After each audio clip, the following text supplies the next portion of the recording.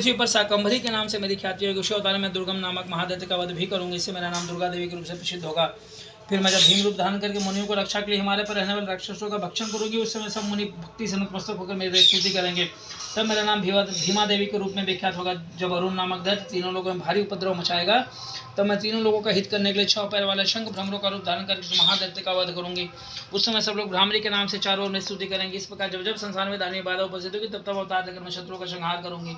इस प्रकार श्री मार्कंडेय पुराण श्रवण सिंह मंत्र कथा के देवी महात्म्य देवस्तुति नामक 11वां अध्याय पूरा। बोलो दुर्गा माता की जय।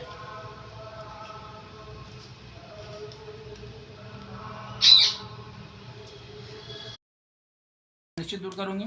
जो मधु कटव का नाश, महिषासुर का वध, सोम निशुंभ के संहार के प्रसंग का पाठ करेंगे तथा अष्टमी चतुर्दशी नवमी को भी एकाग्रचित होकर भक्तिपूर्वक मेरे शुद्धतम महात्मा का श्रवण करेंगे। उन्हें कोई पाप छू नहीं सकेगा, उस पर पाप जनित आपत्तियां नहीं आएंगी, उनके घर में कभी दरिद्रता नहीं होंगी, तथा उनको कभी प्रेमीजनों का विषयों का कष्ट नहीं भोगना पड़ेगा। इतना ही नहीं, उन्हें शत्रु से, लुटेरों से, राजा से, शस्त्र से, अग्नि से, जल की राशि से कभी भय नहीं होगा। इसलिए सबको एकाग्रचित होकर भक्तिपूर्वक मेरे इस महात्मा को सदा पढ़ना और सुनना चाहिए। यह परम कल्याणकारक है। मेरा महात्मा महामारी जनित समस्त उपद्रव आध्यात्मिक तीनों प्रकार के उत्पाद को शांत करने वाला। मैं जिस मंदिर में प्रतिदिन विधि पूर्वक मेरे इस महात्मा का पाठ किया जाता है, उस स्थान को मैं कभी नहीं छोड़ती, वहाँ सदा ही मेरा सानिध्य बना रहता है। बलिदान, पूजा, होम, महोत्सव के अवसरों पर मैं इस क्षेत्र का पूरा पाठ श्रवण करना चाहिए। ऐसा करने पर मनुष्य विधि को जानकर या बिना जाने ही मेरे लिए जो बलि, पूजा या होम करेगा, उसके लिए बड़ी प्रसन्नता के साथ ग्रहण करूंगे। शरतकाल में जो वार्षिक महापूजा की जाती है, उस अवसर पर जो मेरे इस महात्मा को भक्तिपूर्वक सुनेगा, वह मनुष्य मेरे प्रसाद से सब बाधाओं से मुक्त, धन धान्य पुत्र संपन्न होगा। इसमें तनिक संदेह नहीं है। मेरे इस महात्मा मेरे पुत्र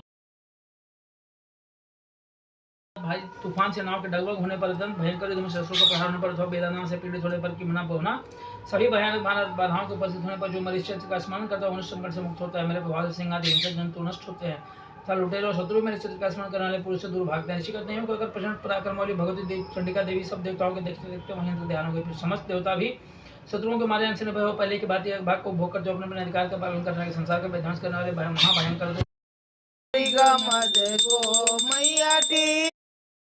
दो नैना चंद्र बदननी को जय अम्बे कनक समान कलेवर तांबर राधे